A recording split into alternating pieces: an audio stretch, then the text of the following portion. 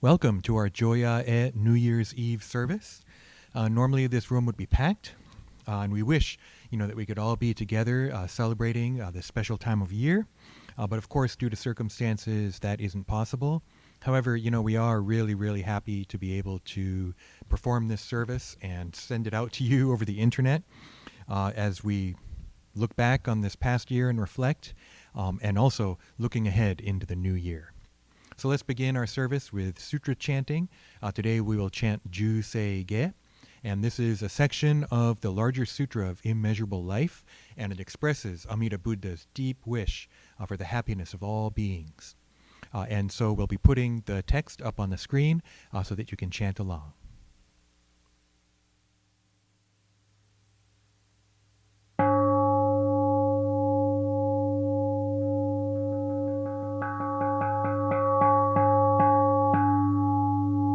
We gather today in the presence of Amida Tathagata to close out the old year and welcome the new year, reflecting on the past, aspiring for the future, and striving to live our lives the best we can in each moment.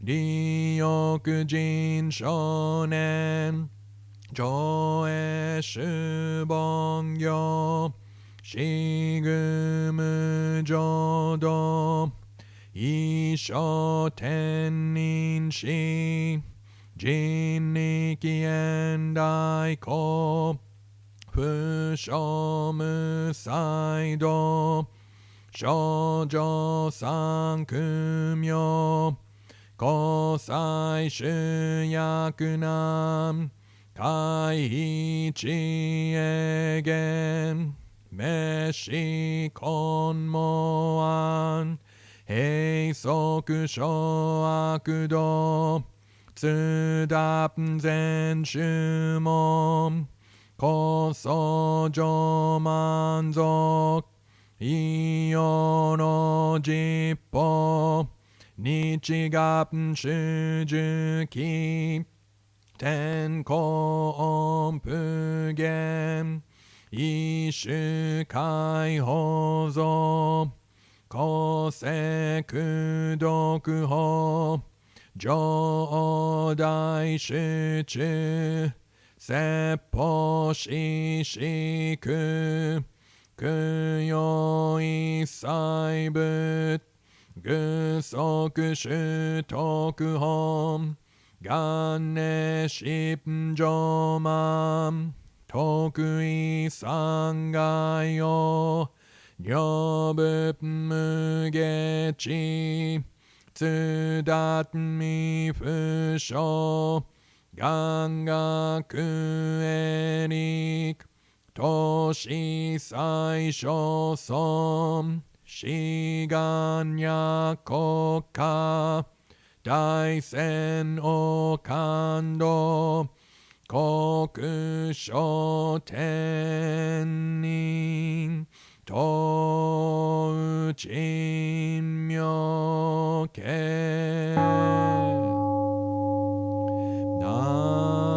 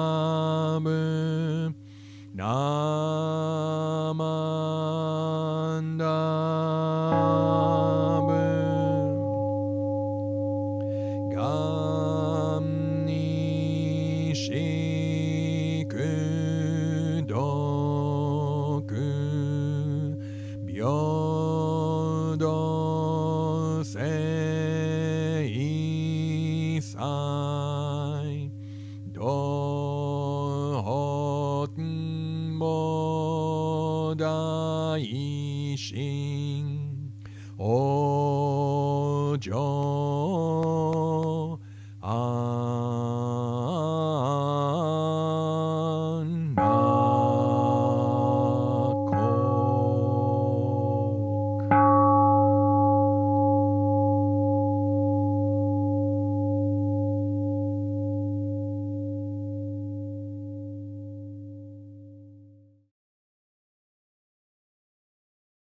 Next, we'd like to recite the three treasures. The three treasures. Hard is it to be born into human life, now we are living it. Difficult is it to hear the Buddha Dharma, now we hear it. If we do not deliver ourselves in the present life, no hope is there that we shall be freed from suffering and sorrow in the ocean of birth and death. Let us reverently take refuge in the three treasures of the truth. I take refuge in Buddha.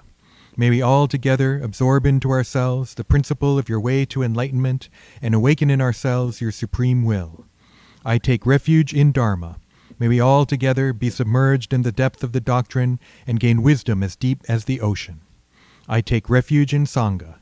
May we all together become units in true accord in your life of harmony in a spirit of universal oneness, freed from the bondage of selfishness. Even through myriad ages of kalpas, hard is it to hear such an excellent, profound, and wonderful doctrine. Now we are able to hear and receive it. Let us thoroughly understand the true meaning of the Tathagata's teaching. Namo Amida Butsu. Namo Amida Butsu. Namo Amida Butsu. Namanda, Namanda. Okay, thank you everyone for joining us. Happy New Year. This is a really special service for us. Gives us a chance to reflect on the past year and look ahead into the new year. And so I was thinking, this is kind of what our life is like in a way, right? We're thinking about the past and the future all the time.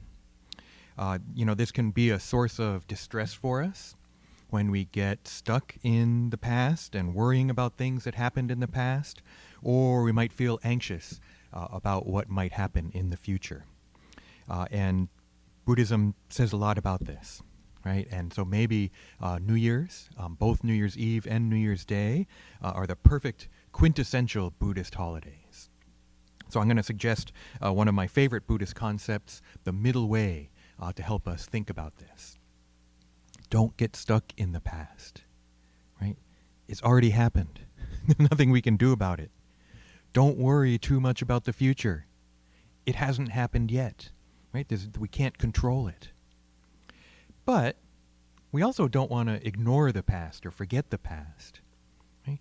We don't want to ignore the future and just not have any idea what we want to do, right? So all these different ways that the middle way kind of works, allowing us to realize either I'm thinking too much about the past, I'm stuck, or I need to think about it more, right? And each one of us, we find ourselves in different positions at different times. Personally, I kind of don't want to think about this past year. It brought so many unexpected difficulties to so many people. But at the same time, we can't just forget it, right? We do need to learn from what happened, right? And we can take what has happened in the past and try and learn from it, right? So that maybe we don't repeat the same mistakes. So, turning to look ahead into the new year, I know that we all hope that it'll be an improvement over 2020. There's no guarantees, but no matter what happens, I think Buddhism teaches us these kind of positive lessons and positive attitudes to deal with whatever comes our way. So ultimately, I hope that we all share this wish, like the wish of the Buddha, for the health and happiness of all beings, ultimately. I'd like to just share something I thought of recently. This past year, I talked a lot about the AAA life, right? Awareness, appreciation, and authenticity. But I woke up in the middle of the night recently, and I thought of a kind of a different way, maybe a new way to think about Buddha's teachings. And so instead of the AAA life, how about the 3 Bs? And, it could be like the letter B, or it could be like BE. So here it is. Let me give it to you. Be aware, be kind, and be yourself. Be aware, be kind, and be yourself. It's not a command, but it's something we can think about to try and have this kind of positive attitude in 2021. Be aware, right? This could be Buddha's wisdom, ultimate wisdom, seeing things as they truly are. It could also be mindfulness, right? That kind of mindfulness or awareness. So we want to try and see things as they really are. I know there are so many confusing messages out there. It's hard to know what's right, what's wrong, but Buddhism, even though it acknowledges it isn't easy, but it also suggests that we can aspire for this awareness, right? Try to see things with this wisdom. Be kind, right? This could be Buddha's compassion that we hear about. It's also just a basic attitude of kindness or friendliness. You try to be kind to others, or like the golden chain, be kind and gentle to every living thing, but also to be kind to yourself. Right? That this has been a difficult year, and I think it's been really stressful on a lot of us. But to going into this new year, to maybe have this cultivation of kindness to others and oneself. And one of my favorite quotes from Shinran, right? That all sentient beings, without exception, have been our mothers and fathers, our brothers and sisters. Right? This is a deep insight into reality that Buddha has. Right? That we're all related. We've all been in these different relationships together. And so with that in mind too, maybe that can help us also to try and be kind. And then the third one I think is maybe more distinctively Shin Buddhist, and it's be yourself. It's okay not to be perfect. Right? That all these different parts, the good stuff, the failings that I might have, right? They're part of what makes me me. And makes you uniquely you. But it doesn't mean that we give up necessarily, or that we indulge in that. Right? I think that there's always room for improvement. And I'd like to think that Shin Buddhism allows me to be myself, but also to be better than myself. So again, middle way. Right? I am who I am. I'm a foolish being. Amida Buddha accepts me as I am. But there's also this room for change and improvement. Right? And so I'd like to think that Buddha's wisdom and compassion leads the way for me, right, as an ideal, but also transforms me. I'd like to conclude briefly by explaining the bell ringing. Right? The bell will be rung 108 times. And this is symbolic of the 108 passions that are part of our unenlightened samsaric existence. Right? At its core is the three poisons of greed, anger, and ignorance. It's connected to the past and the future and, all that worry and concern. It's the self-centeredness and maybe even arrogance that we may have. But it also acknowledges, I think, that these 108 passions, that samsara can be overcome. Right? There's in Japan, there's a way of thinking of, ringing the big temple bell 108 times as kind of dispelling them. Right? And in Shodo Shinshi, we don't think about it that way necessarily, but there is that aspect too, that we can overcome these worries and these difficulties. As much as they're part of my life, it's also something, this wish, right? This aspiration of the Buddha for health and happiness, for myself, for my family, for my friends, for my enemies, for my temple and my sangha, but also my community, Buddhist or not, for all humankind, but also for all beings. Ultimately, this is this incredible wish of the Buddha. And so we have this video, the bell ringing video after the virtual incense offering. And it has pictures, some previous New Year's Eve events, since we can't be in person, right? We can't be doing this together this year. And so we have some pictures from past New Year's Eve, including the Toshikoshi Soba, right? The bell ringing. We also have pictures, though, highlights from this past year. And we did have some, I like to think, even though most of it was online.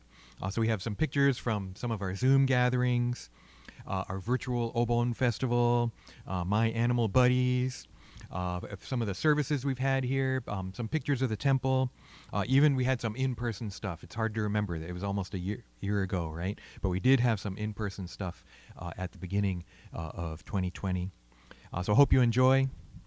Happy New Year, everyone. Please take care. And we will have our New Year's Day service tomorrow at 10 a.m. You can go to our website, BuddhistChurchOfOakland.org, for links and information. And if you want to donate, we'll have service this Sunday too. We're going to jump right back into it. Right? So thank you very much. Please have a happy New Year. Enjoy yourself. Take care. Right? We're all in this together. So please, let's recite the Buddha's name, right?